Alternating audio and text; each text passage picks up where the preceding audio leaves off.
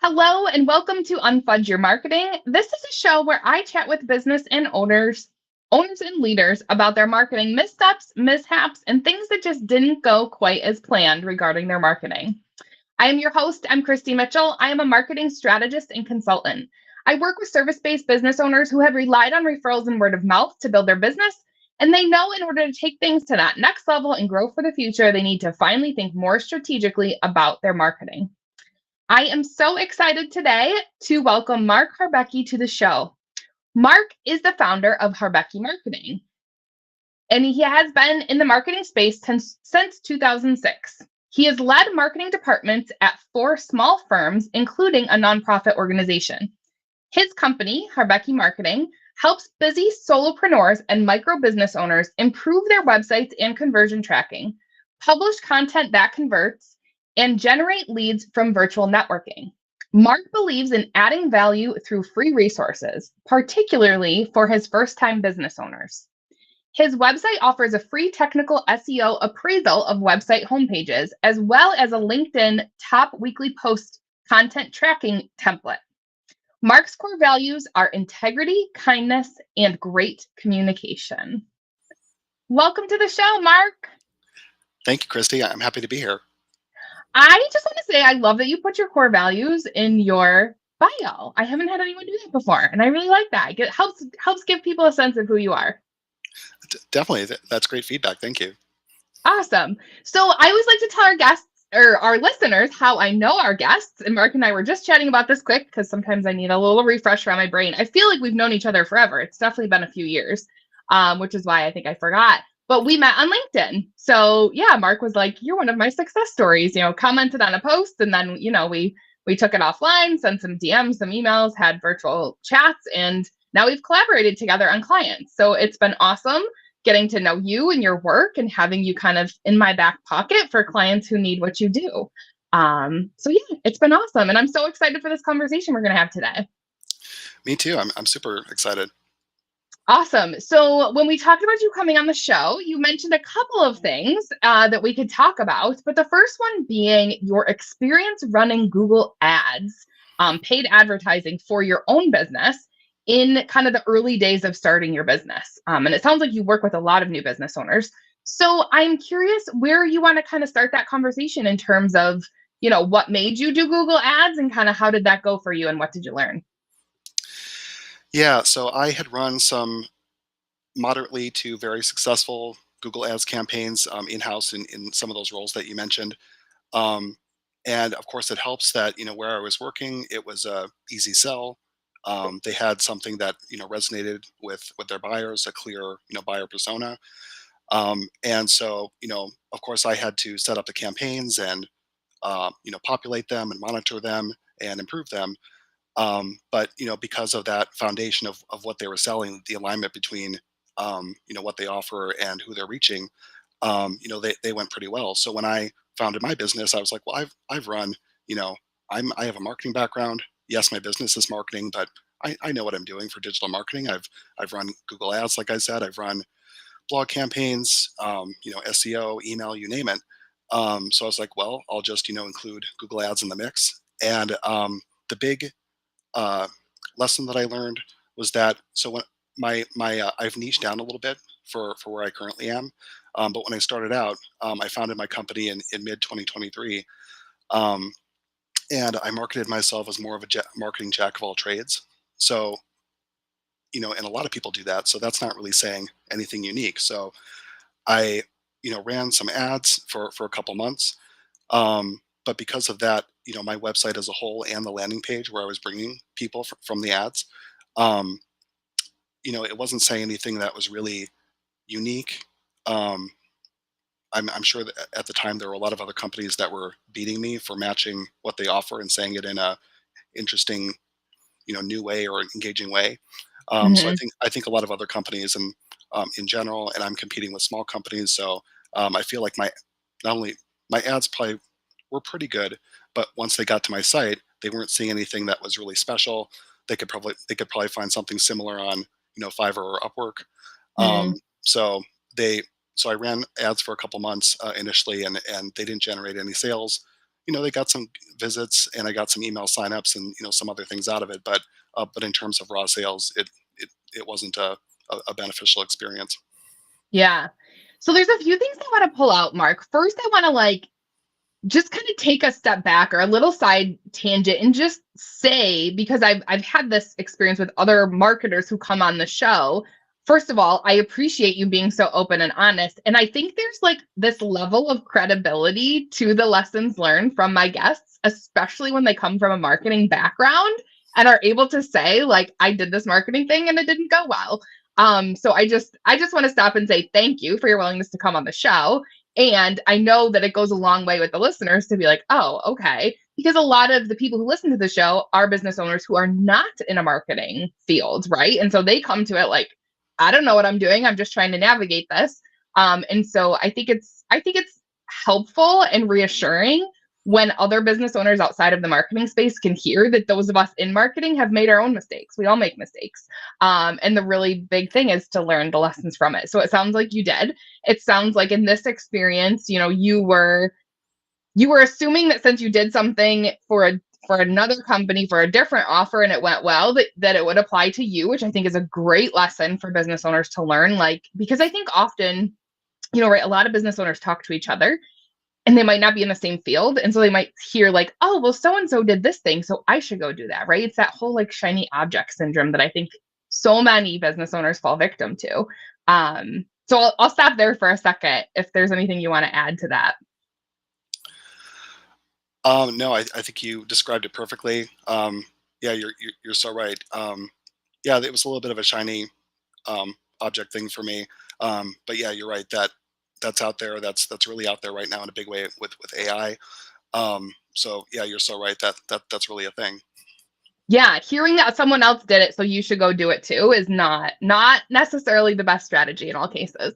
And then, like you said, I think the other big lesson here in your experience with Google Ads was really realizing, looking back, right, hindsight's 2020, you weren't necessarily differentiating yourself. You were offering a whole bunch of different services in the marketing world. It wasn't really clear how that was different than probably other people. Like you said, they were probably running better ads, more specifically targeted to, you maybe specific a niche of type of business owner who needs that service, and or what is that specific service rather than a suite of marketing services. Yeah, exactly. Yeah. So I appreciate that. I think that's a really great lesson to be learned in all of this, is running ads. I'm curious. I don't want to make any assumptions. I'm just going based off of past conversations I've had with other guests. Were you hoping that Google Ads was going to be kind of a quick win for you, like a nice, I'll just throw some ad dollars at this and it will get me clients pretty quickly? Yeah, that was my assumption. Yeah, I didn't think it was going to be, magically oh, this is my channel and it's got a, stupendous ROI and I can just put other tactics by the wayside and concentrate on this. I didn't think it was going to be like this, magic bullet. But yeah, I did think it was going to be, oh, it's going to be money well spent. I'll get at least a couple, like you said, a couple clients, some traction, and I can tweak from there. Yeah. Yeah. Yeah. And at least, right, I think whenever we're investing in any type of marketing or business initiative, it's you hope you at least get the return on investment, right? Okay, if I get one or two clients, it more than pays for itself and we're good. And I wanted to bring up that point because I think especially now, I don't know, it's 2025, it's the beginning, still towards the beginning of the year. I know from the conversations I'm having with business owners, there's a lot of feelings of uncertainty, maybe some instability, and just wariness in terms of people's willing to invest right now. And I think that especially in times like this, where it feels like, oh, geez, my close rate isn't as good as it normally is, or we're not getting as many inbound leads as we normally do, or whatever the thing is that you're noticing, when it's maybe beyond your control, right? It might just be what's going on in the country and the world and the economy. But I think the tendency for a lot of business owners is to be like, okay, well, we'll just pay some money for this quick win kind of thing, right? And they hope that by focusing on one narrow tactic, that is going to help the problem that they're having. Would you agree? Do you see that as well? Does that sound true? Yeah, definitely. Yep. Yeah, it's funny. I just had I was messaging back and forth with a friend of mine who does systems operations and consulting for businesses, and she was saying, she's like, I am just really seeing people right now wanting to invest in one specific thing, not wanting to address the overall strategy, which, as most of us know who are really strategy oriented like myself, it's like, okay, you could invest in that one thing, but if you don't have the rest of the systems in place for your marketing or whatever area of your business it is, it might end up being a wasted investment. Because just for I always give this example, paying to send more traffic to a website that isn't any good or doesn't clearly state what you offer isn't really going to help you, just to get more traffic to go there. If they're not going to convert, then what's the point, kind of thing. Yeah, totally. Okay, so we have talked quite a bit about this Google Ads experience, which again, I think is really beneficial. So business owners out there who are considering Google Ads, it's not that it's a bad tactic, but you just want to go into it with some of these things in mind, like why are you doing it, making sure you have, again, this back end system in place to make sure that you're putting your best foot forward, you're showing how you're different, you're being targeted, you're targeting specific types of people for specific offerings that you have. I guess actually, before we move on to the next part of the conversation, are there any other specific pieces of advice that you would give a business who might be considering doing Google Ads? Yeah, totally. Yeah, thank you for asking. So one thing that I learned more recently, because for my own business and up until recently, I didn't really have any videos that I could use for ads. Instead of just on Google Ads having a text ad or a text plus image. So my recommendation is for the average business, especially like a first time business owner, is if you do have one or more really compelling videos, they would be a short video, but something really compelling that talks about your something that's unique that you offer, your clear unique value proposition. Um, I would try to if you either have a video already or you can hire somebody to create one. But I would, when it comes to paid ads, I would try a video ad. Um, Mhm. and Google is one of the more affordable platforms. So, try a video Google ad as opposed to a text ad or a text plus Okay. image. Um, and part of the reason I say that is because the setup process is much different for just video only ads and much shorter. And Oh. you know, it's a more intuitive, easier to understand workflow to set up the campaign. Whereas with Hmm. text ads, um, Google has improved this process a little bit more recently through just their automation and injection of AI. But even as recently as 3 or 6 months ago, um, when I was working on more recent campaigns for myself and for some clients, um, you like when you're inputting your headlines and your descriptions for the ads.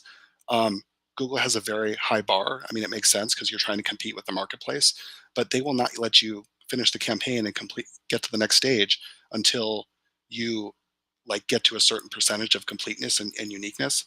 They give you like Mm. a circle meter of a percent, and you cannot proceed unless you so it so in my case, sometimes I've had to take like a half an hour plus. That's a lot of time used just for that step. So um, yeah, if you have a video, that may make sense to try that.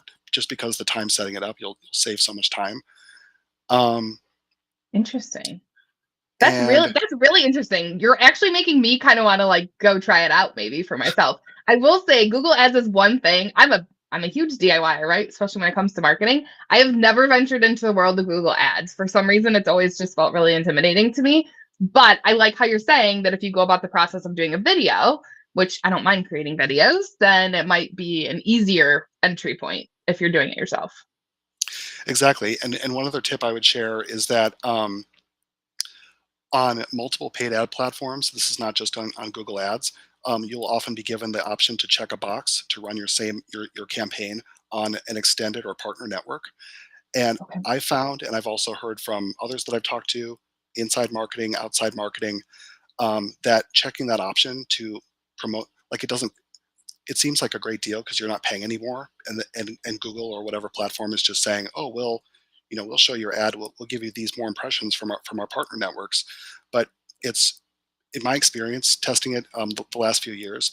Um, it seems like a good deal, but it's really not a good option because, Mm. and I won't say that that traffic from the extended partner network is click farms, but it seems like just like the next level up, it's very low quality. So Oh, interesting. if you're ever given that option in a campaign setup, it's good to not check that box.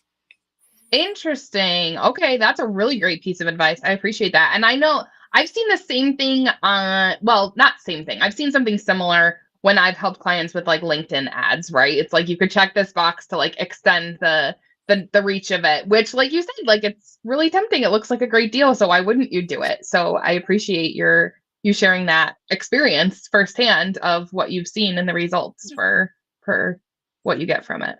Awesome.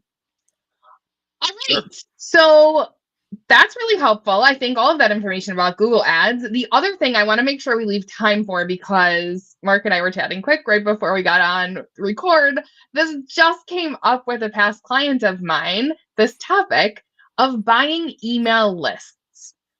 I have my own opinions. If anyone's seen some videos and content that I've put out in the past couple months, you know what those opinions are. I'm not going to jump to my opinions yet. I want Mark to share his experience, since this is his story, about buying email lists.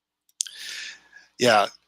Yeah, this is now a topic that also is near and dear to my heart, and I think I'm going to come to the same conclusions that you've been talking about in recent videos through sharing my experience. Um, so yeah, my first marketing job, you mentioned it before, was for a nonprofit. That was from like 2006 to 2011. The leadership there wanted to get more awareness around their flagship program through buying and sending to email lists. Um, that was many years ago, as I mentioned. So that program was actually moderately successful.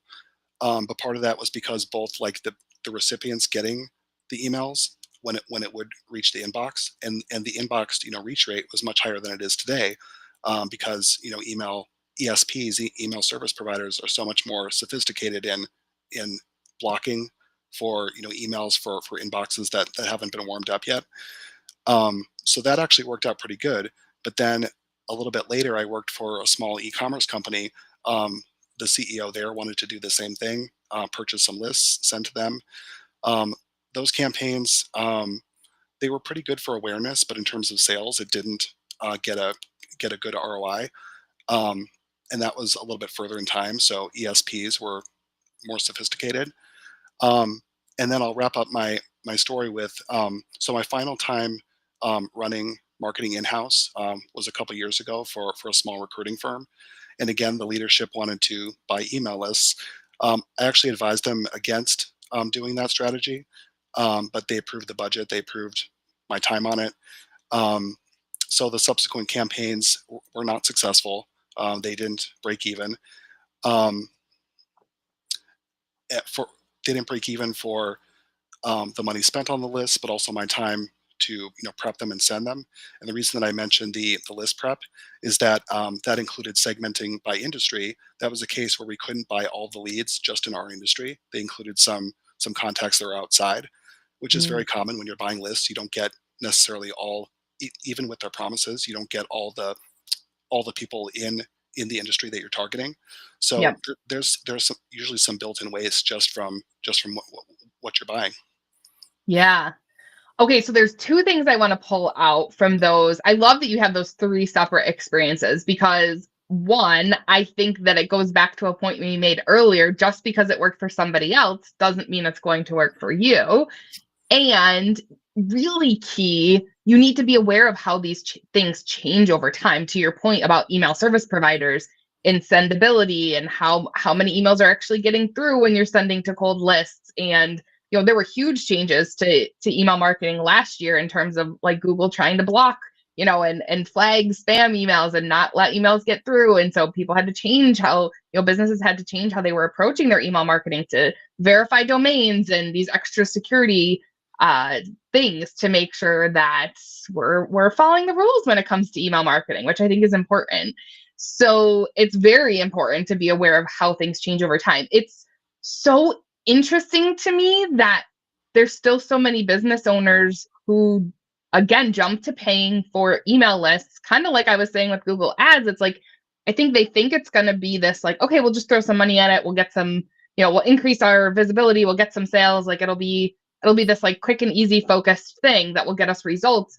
And it's just, in my experience, I don't know anybody who's had success with buying email lists for their marketing. So it's one of those things, to your point, I think maybe it worked a long time ago, but now, right, how many emails are we all getting from even just people we might want to hear from, let alone the ones that don't? It gets annoying as a consumer to have your inbox inundated with emails. You're like, I don't know who you are. I've never heard of your company. I didn't sign up for you. And that's what I try and tell business owners who are contemplating buying lists is like, you're emailing people who don't know who you are. They didn't ask to hear from you. So how do you think that message is going to be received? Yeah, yeah, exactly. And yeah, to your point, I mean, it's almost like if you're going to buy, we're saying don't buy email lists, but if you're going to buy them, you only really get like you can only send to them once, really, because, and if you're going to send to them, it's like it has to be the page that you direct them to has to be like a lead capture, because then they would, send that second email, double opt in, and you can go from there and be legit in sending to them. But Mhm. you can't you can't if that's not your campaign, if you're like sending them to a product or service page or book a meeting, then if you do the same address again and send another one, then you're in violation. So Mm. it's such a bad product, because it's like in most cases you can only send to that contact once, even though you shouldn't really be doing it at all.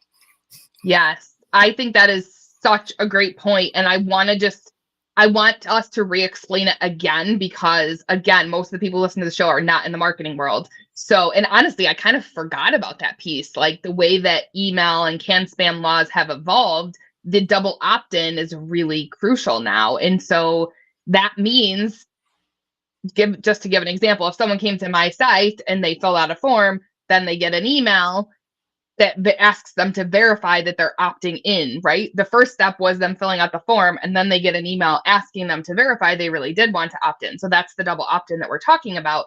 And so when you purchase a list from a third party, you aren't necessarily getting that permission, except for, I guess it's probably in the legality of how those companies obtained those email lists that you're allowed to send them once.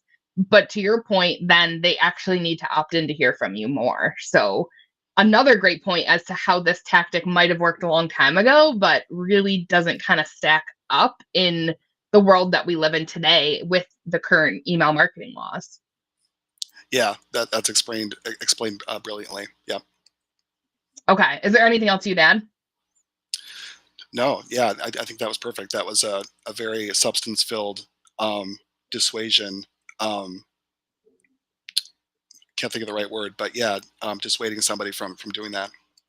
You know what, Mark? I just want to take a minute here too to help business owners think in terms of, okay, they were thinking they were gonna go buy some email lists, and now they're like, okay, never mind, I'm not gonna do that.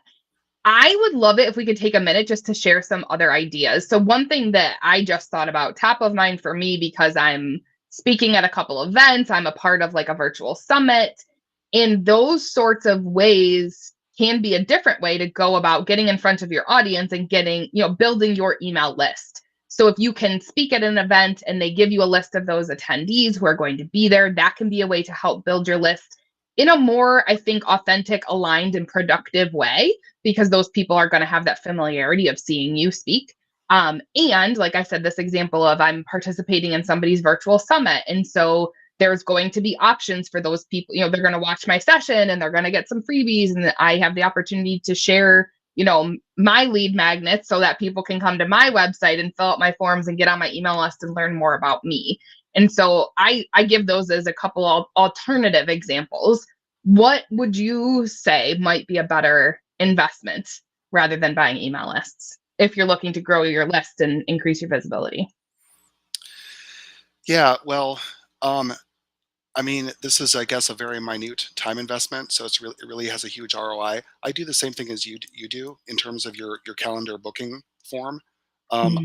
I after your advice, you've been talking about this in past posts and videos. So yeah, I now include a question on there where I say, I'd love to keep in touch. I'm not going to spam you, but but would you want to stay on my email list for future communications? and it's a checkbox. And Yep. you know, and I've been amazed at how often, and part of this is wording that question the right way in the form. Um, so not just saying, I mean, you do have to put a little bit more nuance around it, and not just have a very short question that says, join my email list, yes or no. Um, but if you anyway, I've been very pleasantly surprised. I probably get around 60+%, maybe 70% or more that say yes Hmm. versus no. So Yep. that's a super quick change that you can make on your Calendly or whatever solution that you use. Another thing, I haven't done this yet, but I know some people who do it.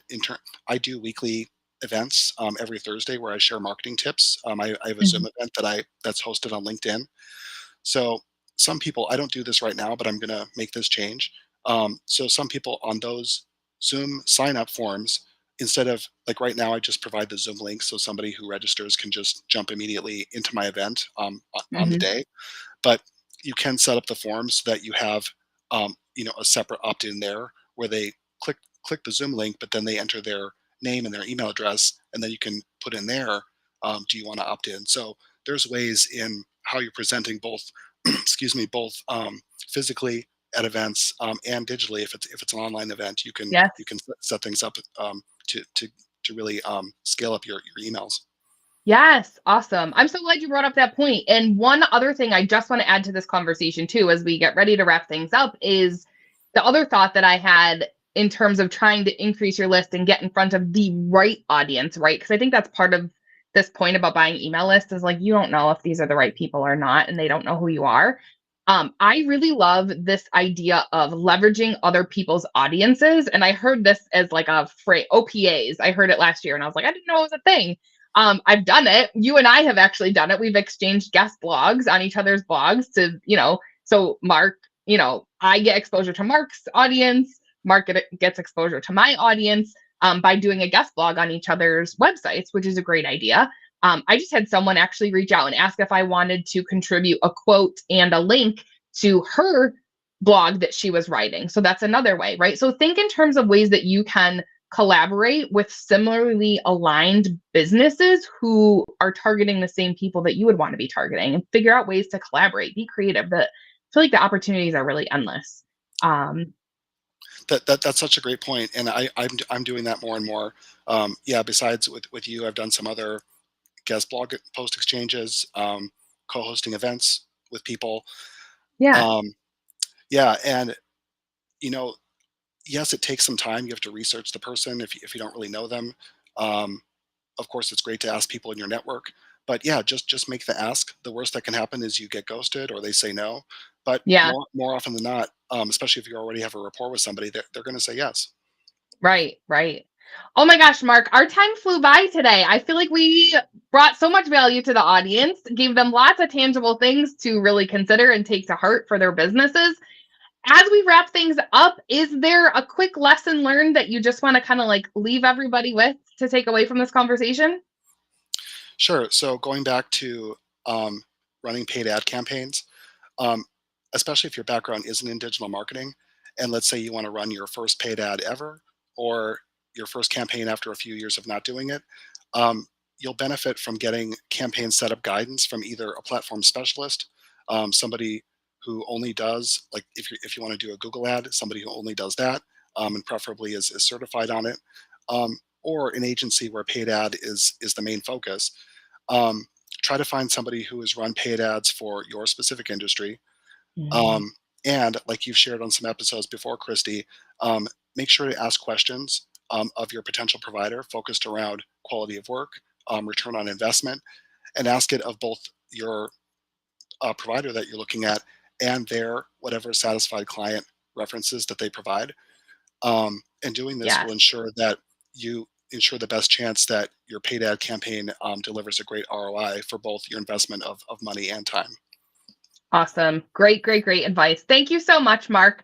Very lastly, how can people get in touch with you if they want to learn more about what you do? Yeah, sure. My email is mark@harbeckmarketing.com, and my website is harbeckmarketing.com. You can reach me there. Awesome. Thank you so much, Mark. I appreciate you coming on the show.